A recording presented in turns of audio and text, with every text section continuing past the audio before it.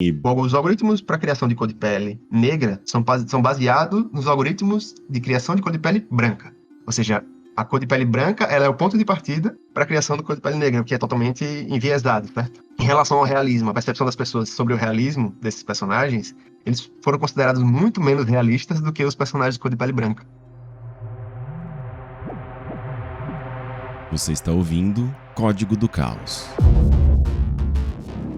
No episódio anterior, a gente falou do estranho fenômeno de humanos que ganham dinheiro se passando por personagens não jogáveis de videogame, ou seja, praticamente robôs, em lives no TikTok. Agora, a gente vai falar do exato oposto. NPCs e personagens virtuais que se tornam cada vez mais humanos aos nossos olhos e interações, em games e em ambientes digitais. E com os avanços da inteligência artificial nos últimos anos, o grau de humanidade contido em personagens tridimensionais se torna cada vez maior. Só que, por trás desses algoritmos, ainda existem vieses que contribuem para perpetuar estereótipos e preconceitos de gênero e raça. Um especialista nesse assunto é o cientista da computação e pesquisador Vitor Flávio de Andrade Araújo. O Vitor estuda a percepção humana sobre humanos virtuais, em seu doutorado na Pontifícia Universidade Católica do Rio Grande do Sul, com sanduíche na Universidade de Sorbonne, em Paris. E apresentou na SIGGRAPH Asia 2022, maior evento de computação gráfica do mundo, um estudo sobre como pessoas identificam gênero de personagens digitais, poucos minutos após uma apresentação dos artistas por trás do espantoso Avatar 2. E quando o Vitor fala sobre um tal de vale, ele não quer dizer o vale dos homossexuais, mas sim o vale da estranheza, um conceito dos anos 70 que originalmente era usado na robótica, mas que passou a ser aplicado em computação gráfica em geral. O tal vale da estranheza, ou Uncanny Valley em inglês, é aquele tipo de representação humana que, embora pareça realista, falha em reproduzir fielmente comportamentos humanos, por falta de tecnologia ou por uma animação mais convincente. Tipo boa parte dos jogos da geração PlayStation 3 e Xbox 360, como aquela tech demo do jogo Heavy Rain, ou aqueles robôs que viram memes na internet por causa de suas expressões faciais bizarras. E boa parte do trabalho do Vitor é baseado no conceito do Vale da Estranheza. Então, já fica com isso em mente quando ele falar do tal vale. Será que dá pra sentir empatia por personagens digitais? Quais são e onde estão os vieses de raça e gênero nos personagens de jogos, aplicativos e mundos virtuais? E qual o atual estado da arte da indústria de games no que diz respeito à criação de humanos virtuais? Eu sou o Henrique Sampaio e isso tudo eu converso agora com o pesquisador Vitor Araújo no Código do Caos.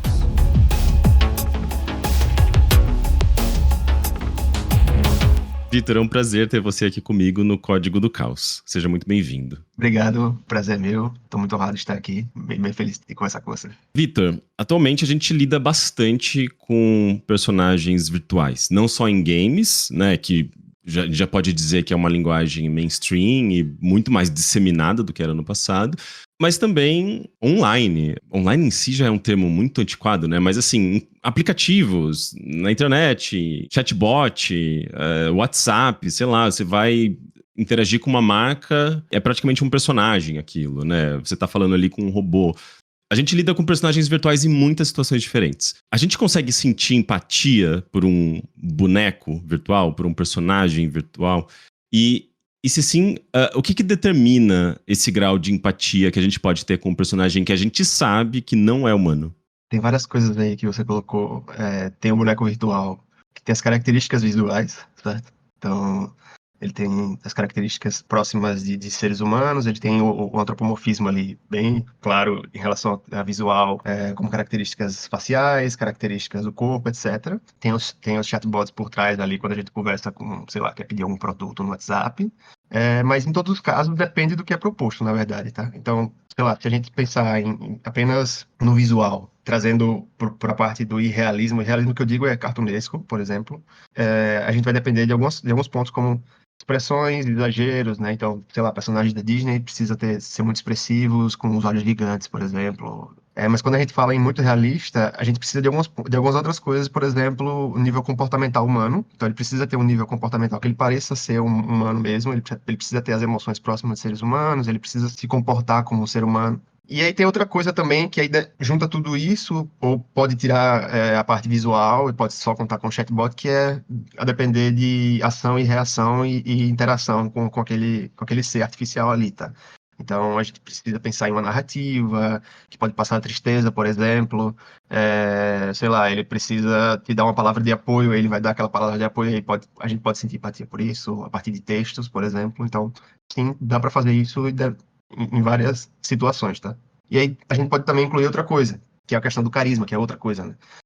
O carisma também vai nessa linha, mas aí o carisma, pelo que eu estudei, tem pouca coisa de literatura em relação a personagens virtuais, por exemplo, com características visuais em relação a carisma, que o que eu estudei foi mais próximo do irrealista. Então, personagens da Disney, de novo, personagens de desenho animado, eles são mais carismáticos porque eles conseguem atrair mais o público, principalmente o público mais jovem, e aí eles conseguem vender mais produtos, eles atraem multidões, e aí o carisma ele vai nesse sentido aí, tá? Mais ou menos uma linha de carisma, liderança carismática, por exemplo, comparando com os políticos, essas coisas, sabe? Considerando, por exemplo, mundos virtuais, né? Tipo Fortnite, Roblox, ou a ideia de metaverso, que até algum tempo existia, não sei se hoje está muito mais forte, mas ainda assim existe essa. A gente está muito habituado com essa ideia de mundos virtuais, convivência, socialização dentro desses mundos, no qual a gente assume papel de avatares, né? De personagens. E como que a nossa percepção sobre esses avatares, né? Esses personagens, esses NPCs ou outros jogadores. Como a nossa percepção sobre eles impacta na qualidade dessa socialização e dos nossos próprios comportamentos? Eu acho que de alguma maneira é preciso ter imersão nesses mundos. E aí como é que faz isso, né? A gente coloca elementos sociais que acontecem na vida real dentro dos jogos. Sei lá, um exemplo, aquele GTA RP lá, que vai um streamer, tem um personagem e tem os outros streamers com os personagens. Eles têm uma regra ali que eles seguem aquela regra, só que aquela regra é baseada no contexto social, né? Então, eles estão imersos naquele contexto. E aí tem até algumas pesquisas, por exemplo, em realidade virtual, e aí eu puxo essas pesquisas também, tirando o óculos de realidade virtual apenas com interação com o controle ou com o teclado e o mouse, que mostram que se você é uma pessoa branca, por exemplo, e você se considera uma pessoa branca, e tem uma interação com um personagem com cor de pele negra por muito tempo, por um longo período de tempo, o viés ele reduz, o viés racial e o viés de cor de pele ele reduz, porque você está inserido naquele contexto ali. Então é uma questão que você precisa de imersão ali, tá? Que é isso que eu acho que precisa para que aquela coisa funcione. E aí tem outras coisas também, o gênero importa para a característica de dentro do grupo, né? Que vai na mesma linha da questão da cor da pele. Você é uma mulher e você provavelmente, a partir de estudos eu sei disso, você tem a preferência, você se sente mais confortável usando uma personagem feminina, você vai interagir mais com outras personagens femininas, tá? Então é questão sempre trazendo uma parte, o contexto social para dentro dos jogos, e aí eu acho que isso funciona em um mundo, sei lá, Second Life da vida, esse GTA RP da vida, ou, sei lá, The Sims, que promete vir assim também um pouco, tá? E você mencionou a imersão. Como você define imersão? O que seria exatamente isso? Eu acho o seguinte, tem dois pontos aí, tá? Eu acho que se você tiver mais características sociais envolvidas, que não for uma coisa de exagero, sei lá, que não, você sabe que não vai acontecer, que aí se tiver alguma coisa exagerada naquele contexto, você vai chegar no NPC e chutar o NPC de qualquer maneira. Você precisa ter, voltando para aquele ponto, a empatia pelo personagem ali. E a empatia pelo personagem ali depende desses contextos de características humanas que estão envolvendo aquele personagem, tá? E é isso que eu tô falando. Para você se sentir imersivo ali, você precisa colocar os contextos sociais muito para dentro dos jogos, contexto humano para o personagem virtual e etc, entendeu? E aí tem dois pontos também, né? O NPC é uma coisa e o avatar que tem um outro streamer lá, naquele exemplo do GTA é outra coisa, tá?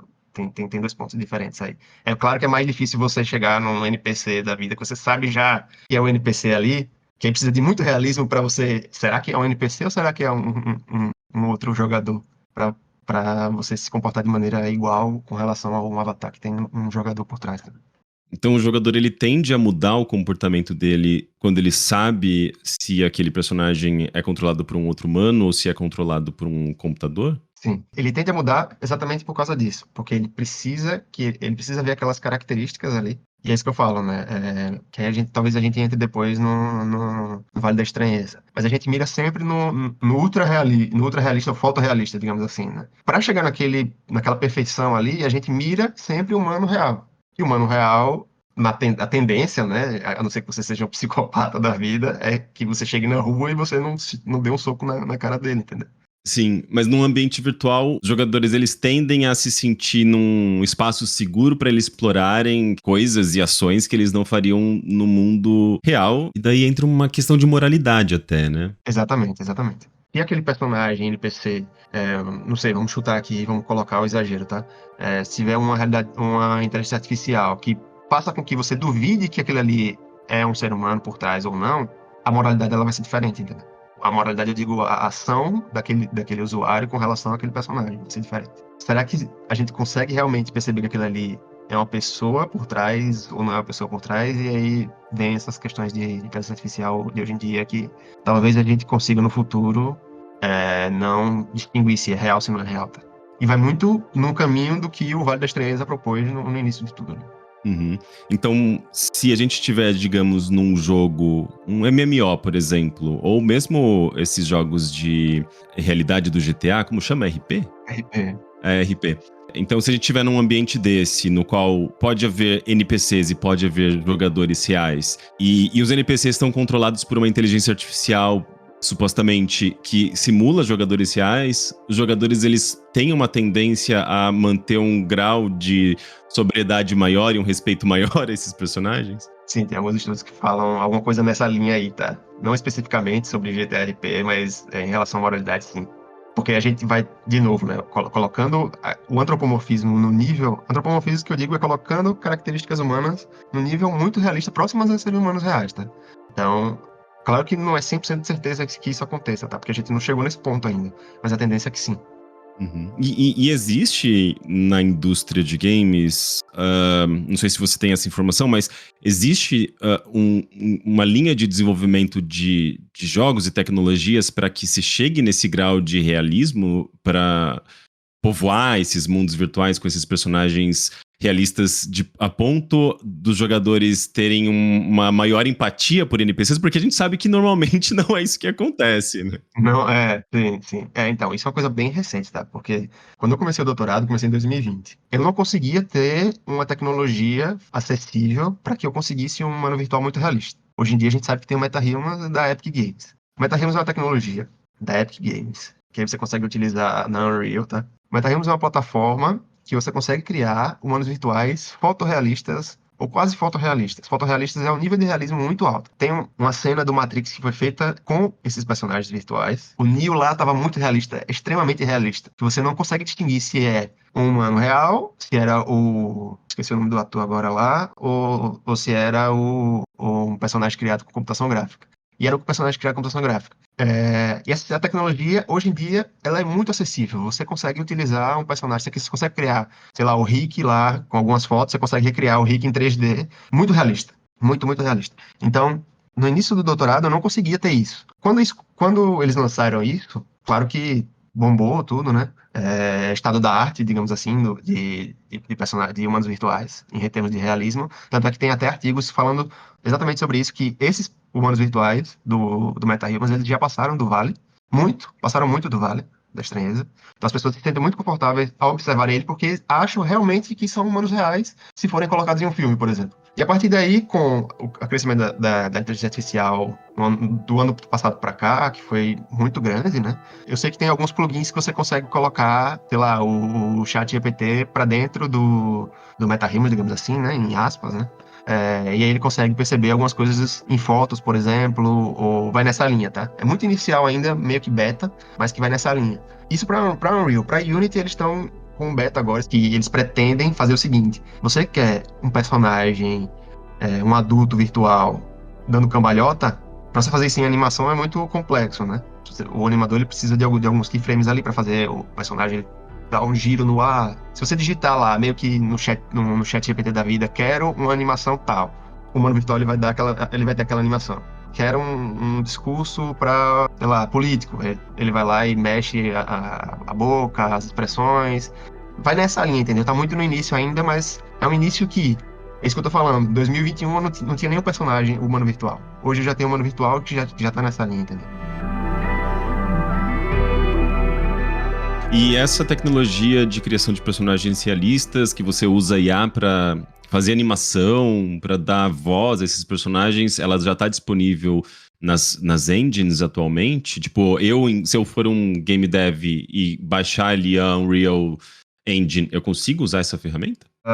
Eu não sei pra voz, que eu nunca testei com voz, eu testei com animação facial. Animação facial tá.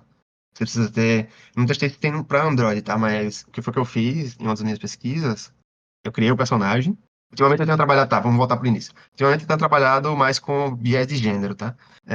E aí eu criei um personagem com características femininas e masculinas, tá? Entre as duas características. E pra criar a emoção desse personagem, o que foi que eu fiz? Eu gravei a tela com o iPhone de um vídeo de ator real e uma atriz real. Um vídeo de um ator real, os dois diferentes, tá? O iPhone apontando para a tela do computador, para a tela do vídeo. Gravei todas essas emoções em tempo real, consegui transmitir para o MetaHuman, pro personagem que eu criei, e ele conseguiu reproduzir aquelas expressões faciais, aquelas emoções faciais dos atores reais, tá? E aí eu gravo a animação e eu tenho aquela animação para quando eu quiser usar para sempre. Aí eu criei uns outros personagens depois, e essas animações que eu gravei, eu posso dropar ali, colocar nos personagens e funciona da mesma maneira, entendeu? Então a gente já chegou num ponto em que a gente não precisa necessariamente de um artista para criar o personagem e de um animador para animar esse personagem, né? É uma coisa bem é uma coisa bem assustadora assim, na verdade, e pro meu doutorado eu fico muito feliz que tenha, né? Mas eu sei que pra galera da indústria talvez não seja tão legal assim, tá? No início, lá pro mestrado, eu trabalhava com percepção de humanos virtuais gerais.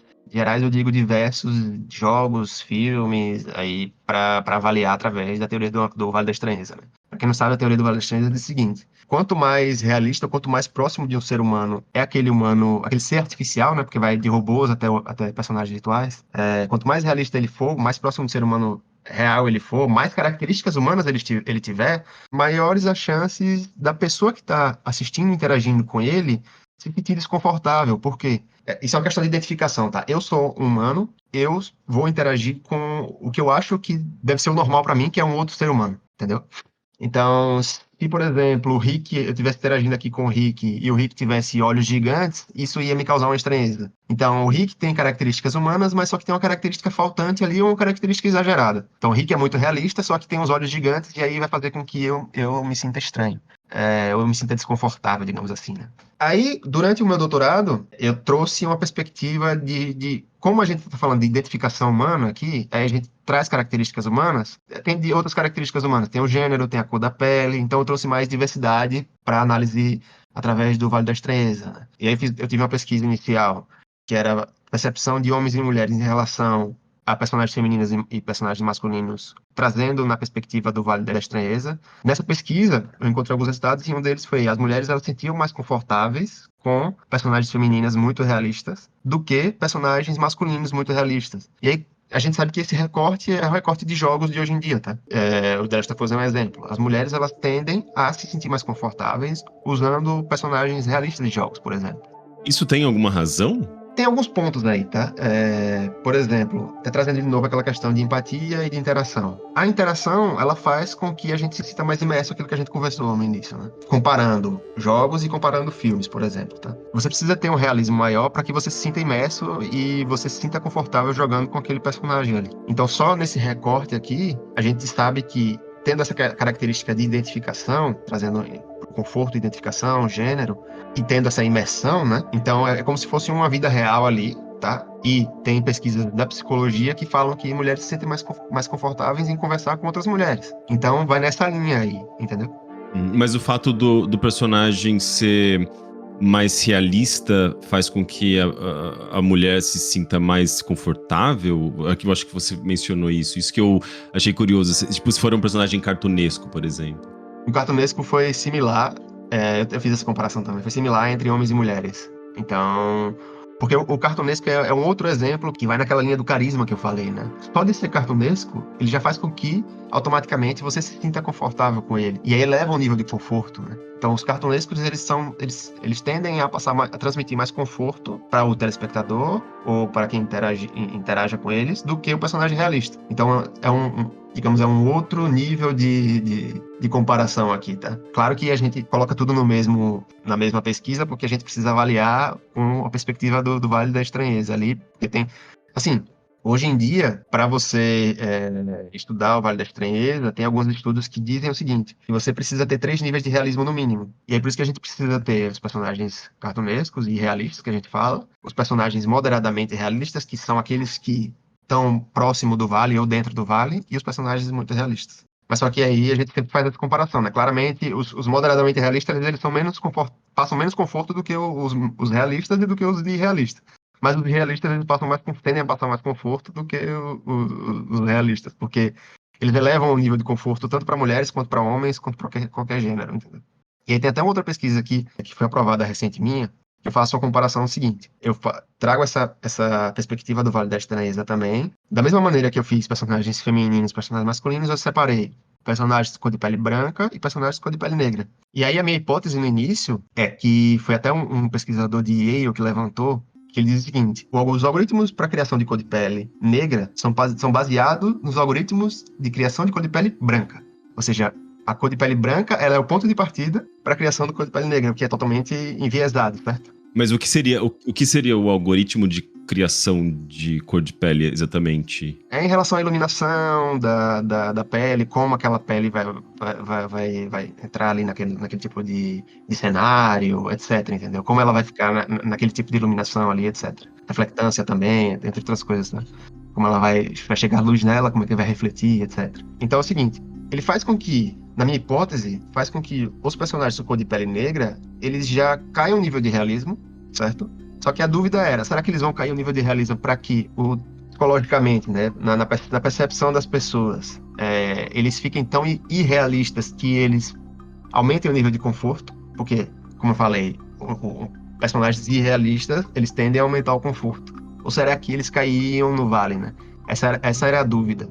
Só que, em relação ao realismo, a percepção das pessoas sobre o realismo desses personagens, eles foram considerados muito menos realistas do que os personagens de cor de pele branca. Ou seja, a minha hipótese estava certa, né? Claro que precisa de mais estudos para isso aí, porque é uma discussão inicial ainda está bem no início. A sua hipótese de que isso faz com que esses personagens caiam no Vale da Estranheza, é isso a sua hipótese? Não, é porque compara assim. Como eu uso o gráfico 2D para representar o Vale da Estranheza, então o eixo Y, ele é a percepção de conforto que a pessoa sente, certo? E o eixo X é a distribuição dos seres artificiais, do menos realista até o mais realista, certo? Que é a percepção de realismo das pessoas. Então, é sempre percepção de realismo das pessoas sobre o sentimento de conforto e desconforto das pessoas, certo? Eu tinha 2 hipóteses. A hipótese primeiro, esquecendo essa característica de Vale da Estranheza, era a hipótese do realismo. A minha hipótese era que, com base nisso, nessa discussão, as pessoas elas perceberiam menos realismo nos personagens com cor de pele negra, exatamente por causa disso, por causa desse tipo de viés algorítmico, tá? E o conforto, que eu não saberia dizer se... A minha hipótese inicial era que, como esses personagens eles eram considerados não realistas, né? O realismo ele seria muito baixo e aí eles nem entrariam no vale, eles ficariam na categoria do irrealista. Ficando na categoria de irrealista, a minha hipótese era que o conforto percebido seria alto em relação a todos eles, tá? E foi o que aconteceu. Não tinha vale, digamos assim. Era um nível de realismo baixo e um nível de conforto muito alto. Eles viravam personagens de desenho, praticamente. De desenho, exato. Então existe um viés algoritmo que você mencionou que é basicamente o mesmo tipo de viés que existe, por exemplo, sobre filmes fotográficos, né? Nos anos 70, se eu não me engano, os filmes fotográficos eles eram, digamos, ajustados e pensados para tirar foto de pessoas brancas. Tanto é que daí, se pessoas pretas fossem fotografadas pelos mesmos filmes ali da Fuji, por exemplo, a iluminação não seria adequada, né? Porque a pessoa que projetou esse filme, ela estava pensando em tons de pele branco. O que é um viés também, né? Enfim, aquela é uma questão que vem sendo debatida há muito tempo, né? Então, quando a gente fala de renderização de personagens para jogos, isso também acontece. Acontece. É generalização para todos os humanos virtuais e toda a criação de cor de pele, tá? Então, é uma generalização mesmo. Como eu falei, essa tecnologia no MetaHumans é estado da arte, mas daqui a pouco tá em jogos aí. E aí, será que vai continuar esses vieses? Tem essa questão aí, né? Porque a gente tem que lembrar o seguinte: a gente, da criação de jogos, entretenimento no geral, a gente tem que lembrar que a gente faz os produtos para pessoas, e pessoas elas têm as suas diversidades, né? Então a gente precisa pensar em todas as diversidades para expandir a cultura e desconstruir essa cultura que é enviesada, totalmente enviesada, né?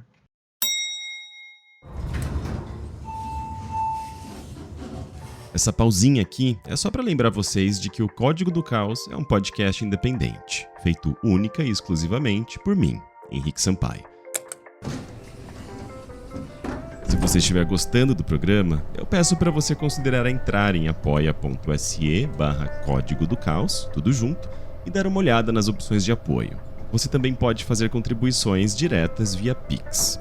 Como a grande maioria dos podcasts, o Código do Caos não é monetizado. E sem um patrocinador ou a contribuição dos ouvintes, meu trabalho no podcast se torna não remunerado. Felizmente, o número de apoiadores tem crescido e eu tô para bater a primeira meta, que já me garante alguma estabilidade na produção do podcast. Quer me ajudar a bater essa meta? É só entrar lá no apoia.se/Código do Caos. Os links você encontra na descrição do episódio. E além dessa sua pesquisa sobre esse impacto racial, você também tem uma abordagem de gênero, certo? Como teve aquele ponto ali que eu falei das mulheres se sentem mais confortáveis com as personagens femininas, eu vi que tinha uma questão de gênero bem forte aí com relação a humanos virtuais, tá? E aí eu fui pesquisar na literatura sobre... Primeiro eu pesquisei mais artigos focados em humanos virtuais mesmo, aí tem umas pesquisadoras da Irlanda que já tinham alguns estudos sobre gênero nessa linha, tá? Eles até usavam a nomenclatura quando não era binário, gênero binário, eles usavam que era andrógeno para aquele personagem ali, tipo o Metroid da vida, tá? Que ele tem uma característica mais andrógena, que uma movimentação estereotipada fazia com que as mulheres percebessem mais alguma coisa naquela personagem ali, ou uma estereotipada feminina, digamos assim. Um personagem com mais estereótipo masculino, os homens iam naquele ponto. Então eu vi que tem questões esqueci agora em português, mas é in group, vantagens de dentro do grupo, né? Então, as mulheres elas se sentem mais, elas conseguem observar mais características de maneira mais fácil ali em grupos de femininos, em grupos de outras mulheres, e homens em grupos de homens, e aí a gente pode expandir para todos os gêneros isso, tá? Isso seria uma questão de identificação mesmo, assim, tipo, eu me identifico como homem e, sei lá, se eu me sinto confortável com outros homens, então tem essa identificação, é a mesma coisa. É a mesma coisa. E aí tem alguns estudos da psicologia sobre emoções faciais, entendeu? Que aí as mulheres elas conseguem ter mais vantagens em reconhecer algumas emoções em outras mulheres do que nos homens, por exemplo. Tem algumas coisas nessa linha aí, tá? E aí eu tenho um orientador da psicologia que ele me propôs recriar um estudo da psicologia de 1970 e alguma coisa. E aí o estudo ele falava o seguinte, fazia o seguinte, ele dividia os participantes em dois grupos, certo? Mas para os dois grupos eles mostravam o mesmo vídeo de um bebê real reagindo a objetos reais. Era uma bola, uma boneca, etc. Então era sempre o mesmo bebê, só que para um dos grupos eles falavam que aquele bebê era uma menina e para outro grupo falavam que o bebê era um menino, certo? E aí acontecia exatamente isso de identificação. As mulheres do grupo que recebiam as meninas percebiam mais emoções da menina do que no menino, e percebiam mais emoções da menina do que os homens. E os homens, ao contrário, em relação ao bebê menino, certo? Tinha uma projeção do seu próprio gênero no bebê a gênero. Exato. E aí eu recriei isso no ambiente virtual, com bebê virtual, com objetos virtuais, uma sala virtual, tá? Um ambiente virtual. Eu usei de Unity para isso. E aí eu criei, da mesma maneira, separei em dois grupos e criei um terceiro grupo, tá? Que era, ao invés de dizer um nome, eu não falava nada, só falava, veja esse vídeo aí do bebê reagindo a uma bola, a um unicórnio e a um outro brinquedo lá. Para os grupos que recebiam o nome, aconteceu exatamente a mesma coisa. Mulheres percebiam mais emoções bebê virtual feminina, que era a Helena, que a gente escolheu o nome de Helena, e os homens percebiam mais emoções no Miguel, que era o nome que a gente escolheu. E pro terceiro grupo, que não recebia nome, depois dos vídeos, a gente perguntava também qual era o gênero do bebê. Mesmo que as pessoas já sabiam que a Helena era um gênero feminino e o Miguel era de gênero masculino. Mas era para comparar com o terceiro grupo, tá? E aí, quando tinha um nome, as pessoas acertavam o gênero. Mas quando não tinha um nome, as pessoas elas falavam que o bebê era do gênero masculino. Falavam que o bebê era um menino. Por quê? Porque a gente queria medir o viés em relação a personagens virtuais. Isso tem alguma coisa da literatura que diz o seguinte, que em relação a humanos virtuais, se não for estereotipado, as pessoas elas tendem a dar um gênero masculino, atribuir o gênero masculino para aquele humano virtual, ao invés de atribuir um gênero feminino, que aconteceu no nosso estudo, tá? No meu estudo. Até as mulheres, elas atribuíam um gênero masculino? As mulheres, exatamente. E isso acontecia por dois motivos nesse caso aqui, tá? Porque o bebê, como é que identifica uma bebê, uma menina e um menino, quando são bebês? Porque na literatura diz o seguinte, que o bebê até certa idade, ele é agênero, digamos assim, né? Quem coloca a expectativa são os pais ou os adultos ali. E as expectativas elas colocam como? Colocando um vestido da menina, colocando um brinco, colocando alguns acessórios que identificam como menina, tá? Eu tive esse cuidado para tentar deixar mais neutro possível. Então, eu coloquei uma fralda branca, eu tive que mudar algumas coisas ali. E até, quando a gente manda esses artigos para essas conferências, tem os revisores, né? A revisão por pares. E aí, um dos revisores, ele falou o seguinte, tá, mas o bebê parece um menino, provando o viés, que o viés estava na cabeça desse revisor. E a mesma coisa aconteceu quando eu fui apresentar esse trabalho lá na conferência, né? Veio um pesquisador italiano, me perguntou a mesma coisa. Tá, mas como é que eu identifico? Para mim, ele é um menino, não é uma menina, né? Aí, quando eu ia responder, tinha uma pesquisadora do meu lado, já estava conversando comigo sobre isso, e ela começou a responder, tá, mas para você, a menina tem que ter o quê? Tem que ter um vestido, tem que ter um brinco, tem que ter algum acessório. Então, é nesse ponto aí, tá? E é curioso que isso em si é meio universal, assim, se você parar pra pensar na maneira como a sociedade e culturas, não sei se todas, mas a cultura ocidental, pelo menos, enxerga gênero, né? É só você pensar na iconografia, por exemplo, da plaquinha de banheiro. Na plaquinha do banheiro masculino, você tem ali o bonequinho neutro, digamos assim, e na plaquinha do banheiro feminino, você tem esse mesmo boneco com um vestido. Então, nessa própria iconografia, que é super universal, a gente já tem essa questão do estereótipo, né? Então, é isso que eu ia chegar, né? Aí na discussão, o que é que eu falo? Por que eu fiz isso, né, na verdade? Porque é o seguinte, a gente precisa mesmo, já que a gente tá falando, voltando pro Vale da Estranheza, já que a gente tá falando em questão de identificação ali, são seres artificiais ali. A gente precisa colocar os estereótipos da vida real nesses seres artificiais para dizer que aquela personagem é feminina porque ela tem movimentos e traços femininos, ou a gente pode só dizer um nome que as pessoas elas vão saber, ali é uma menina e ali é um menino. Então é uma questão de desconstrução mesmo desse estereótipo que, claramente, ele aumenta os estereótipos, porque a gente está construindo cultura aqui, tá? A gente está construindo cultura colocando isso em filmes e em jogos, e acaba que diminui a relação com os outros gêneros também, né? A gente coloca mais estereótipo para dizer que aquilo ali é uma menina porque ela precisa andar daquela maneira, e se não for, e aí vai acontecer o quê?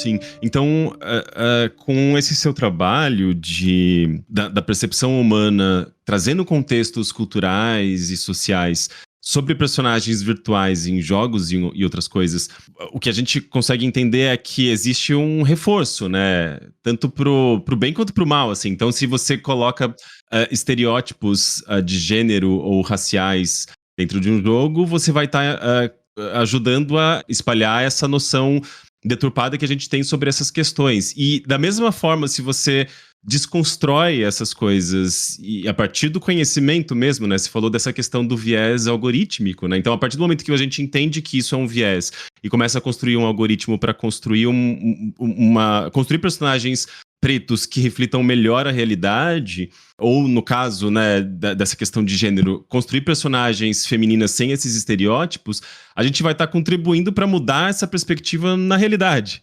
certo? Exato. É uma via de mão dupla, né? Então, você vai colocar aquilo ali para que você desconstrua essa percepção do mundo como a gente acha que deveria ser aqui fora, porque a gente segue alguns padrões sociais. Na verdade, a gente não deveria seguir alguns padrões sociais porque não fazem sentido, na verdade, né? Para mim, pelo menos. Essa é a opinião minha. Agora, a dificuldade é o seguinte, né? A gente tá falando, nesse ponto do gênero, de um bebê virtual. A dificuldade agora, que eu tô tentando fazer, é trazer a mesma perspectiva para um adulto virtual, e aí por isso que eu tô usando o MetaHumans, para tentar ter um personagem humano virtual a gênero, porque eu preciso, para recriar para um adulto virtual os experimentos similares, tá? Mas, dando um spoiler, eu tenho os resultados que são similares já, então é que eu não publiquei ainda, não dá pra falar muito. Entendi. Então você está nessa pesquisa atual sua, você está tentando fazer essa análise de gênero que você fez com bebê, só que com adultos, né? Personagens adultos que você criou lá no MetaHumans. Isso. E a ideia agora é aumentar um pouquinho, ter essa mesma perspectiva de grupos de pessoas diferentes recebendo o mesmo humano virtual a gênero, ou não binário, fugindo do binarismo, digamos assim, tá? Dando essa definição pro não binário. E também estereotipando pro feminino e pro masculino. Então são 3 humanos virtuais agora. E considerando tudo isso que a gente conversou, né, essas questões de vieses, qual que é a sua percepção sobre como a indústria de games atualmente está tratando esses personagens virtuais? Porque a gente viu, por exemplo, no Starfield, no começo ele pergunta se você se identifica como ele dele, ela dela, ele dele. Ele tenta evitar o binarismo de gênero ali. E ao mesmo tempo é um jogo que tem bastante diversidade nos personagens, né? Você vê, por exemplo, mulheres em papéis de liderança, você vê personagens pretos, você vê personagens asiáticos. Claro que a indústria de games ela é muito mais ampla do que Starfield ou Bethesda, etc. Mas parece que a gente tem visto cada vez mais em jogos AAA essa preocupação de tratar personagens, NPCs, ou mesmo no criador de personagem, ele evitar essa questão de começar já no homem branco, sabe? Parece que a indústria de games já começa a ter essa percepção. Qual que é a sua opinião como pesquisador disso e eu imagino jogador de videogame também? Então, eu acho que tem alguns pontos aí que vão nessa linha que você falou, tem alguns jogos que já estão indo nessa linha, porque, como eu falei, né, pelo menos na minha pesquisa, eu estou bem próximo do que é tecnologia atualmente, tá? Junto com esses meta-humans. E aí, a partir disso, eu vejo em conferências gigantes, e nessas conferências gigantes, quem estão lá são essas empresas de jogos AAA, tá? Elas estão lá. Então, tem uma conferência exclusivamente, que é um braço do SIGGRAPH, que SIGGRAPH é a maior conferência de computação gráfica, tem um braço para jogos. E aí estão essas empresas, estão a Riot, estão a Ubisoft, eles colocam artigos lá direto, tá? As grandes empresas, elas têm a parte de pesquisa em relação a humanos virtuais, tá? A Meta, eu sei que a Meta tem, eu sei que a Riot tem, eu já fiz entrevista nas duas, inclusive. Eu sei que a Epic Games tem muito, eu sei que a Disney tem muito, e aí vai adiante, né? A Ubisoft eu sei que tem também, eu fui lá eu estava lá em Paris fazendo sanduíche, né, que é o período do doutorado. Nos laboratórios lá da universidade, eu conhecia uma pessoa que fazia pesquisa na Ubisoft e fazia doutorado paralelo com o trabalho. Então, a Ubisoft mandava ele ficar 2 dias no laboratório para pesquisar moral em relação a personagens, tá? Então, ele vinha um personagem na frente do usuário, e o que é que o usuário ia fazer se o personagem, sei lá, era feio, digamos assim. Então, eu estou estudando aqui, tá? Mas ele mostrou lá um pouco. E em relação à agressividade também da participante em relação àquele personagem. Então, a Ubisoft, ela pegava essa pesquisa daí e transportava para os jogos. Acho que os jogos que ele trabalhava era Assassin's Creed, então ele pegava coisas dos jogos ali que a Ubisoft trabalhava, a Ubisoft de Paris, por exemplo, e usava com pesquisas de usuários e humanos virtuais. Tá? E esse é um exemplo clássico que acontece na Europa. Aqui no Brasil, esquece, né? Isso aí não tem. Então, a Ubisoft era um exemplo clássico de empresa e universidade trabalhando ao mesmo tempo. Mas também tem só trabalho de empresa. Eu sei que a Meta tem várias pesquisas com realidade virtual e metaverso, tá? Com relação a humanos virtuais. Pesquisas muito, muito boas, inclusive.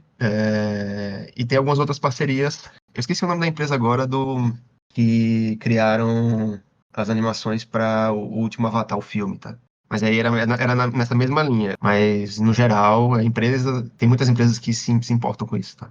Principalmente as grandes empresas. E aí, claro que eles estão próximos desses artigos recentes, assim, tá?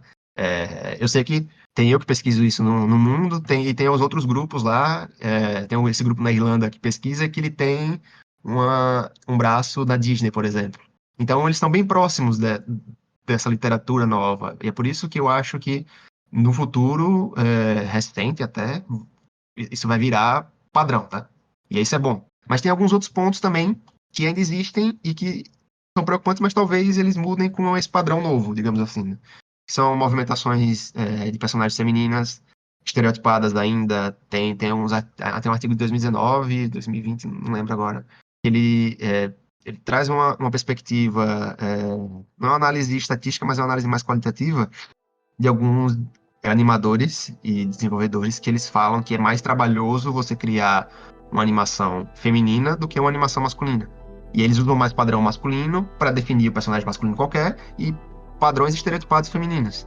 Então é uma questão que precisa de quebra aí, tá? Precisa ter essa quebra, que é isso que eu falo exclusivamente nos meus artigos, nessas discussões que eu faço.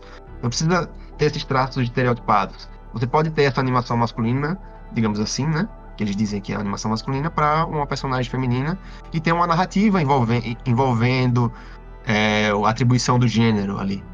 Não precisa você colocar o estereótipo na movimentação ou o estereótipo visual. Eu acho, primeiramente, que eles estão melhorando o estereótipo visual e essa questão de como o player se identifica, mas as animações ainda tem algumas coisas que precisam ser melhoradas. E cor da pele foi isso que a gente falou, né? A questão dos algoritmos que eu ainda não sei como é que estão desenvolvendo isso. Esse artigo exclusivamente que eu falei do professor de Yale, teve até uma mini treta, ou uma treta grande, digamos assim, não sei qual foi o nível da treta, mas que ele escreveu esse artigo com os outros pesquisadores, colocando isso em foco, tá? Que você imagine, você dizer que os algoritmos de cor de pele para a comunidade de computação gráfica estão enviesados. E como tem muito viés envolvido, claro que as pessoas elas iam massacrar ele, entendeu? Parece que quando ele mandou as revisões que ele recebeu foram totalmente grosseiras e ele não especificou muito bem como foram. E aí ele trouxe tudo isso para jornalistas e os jornalistas publicaram tudo certinho, ele trouxe à tona, né, o que aconteceu.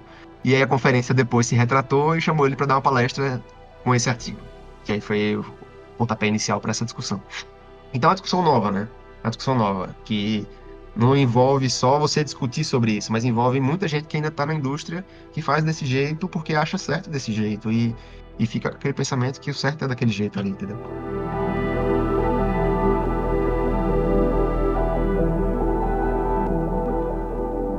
Posso fazer mais uma última pergunta? Na verdade, não sei nem se é uma pergunta especificamente, né? Eu tava refletindo aqui. Enfim, existe um consumo muito grande de games, né? De universos virtuais. A impressão que dá que com essa digitalização da sociedade, né? Enfim, existia aí essa ideia do metaverso, né? De que a gente ia passar a trabalhar no metaverso, conviver no metaverso, que espero que não aconteça. Mas essa ideia de que a gente vai ter uma presença cada vez maior nesses ambientes virtuais, traz justamente essas preocupações sobre essas questões de vieses, né? Mas a partir do momento em que você tem uma consciência maior sobre a representação de personagens, né, nesses ambientes digitais, que é o que você está propondo a partir das suas pesquisas, juntamente com outros pesquisadores, e o que a gente tem visto, né, na indústria de games, né, em The Last of Us, por exemplo, justamente quebra de estereótipos, quebra desses padrões de gênero, né?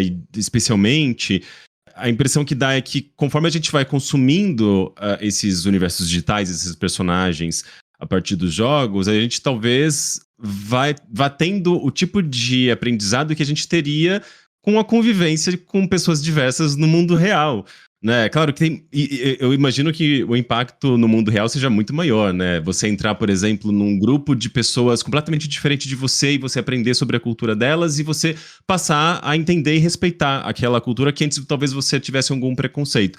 No mundo real, obviamente, isso é inestimável. Mas se a sociedade é cada vez mais digital, né? Se a gente não tem muito para onde fugir, é otimista pensar que as pessoas estão preocupadas com essa representação, porque a gente pode ter um pouco dessa característica que a gente poderia ter na realidade, né, de empatia, de compreensão, e mesmo assim, na realidade, pode ser muito difícil você ter esse tipo de convivência, né, porque, enfim, existem bolhas, existem questões sociais, né, como que você, sei lá, um homem branco cis heterossexual vai entrar num grupo de mulheres trans pretas, por exemplo, né? São grupos sociais muito distantes. E a partir do ambiente virtual, a gente não tem essa dificuldade de penetração, né? Tá lá disponível. É só a gente jogar um jogo, é só a gente entrar nesse mundo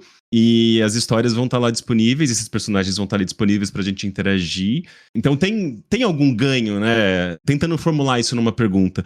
Você acha que existe um potencial de aprendizado dos jogadores, das pessoas que interagem com esses personagens? Você acha que, de fato, toda essa conscientização dos desenvolvedores, dos animadores, dos artistas, se converte em educação para os jogadores, para as pessoas que estão consumindo esses universos, sobre gênero, sobre raça?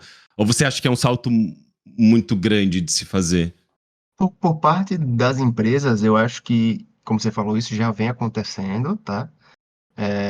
Até porque o mundo ele vai mudando e claro que a indústria ela também vai mudando conforme o mundo, porque envolve dinheiro e envolve outras coisas e infelizmente o mundo funciona assim.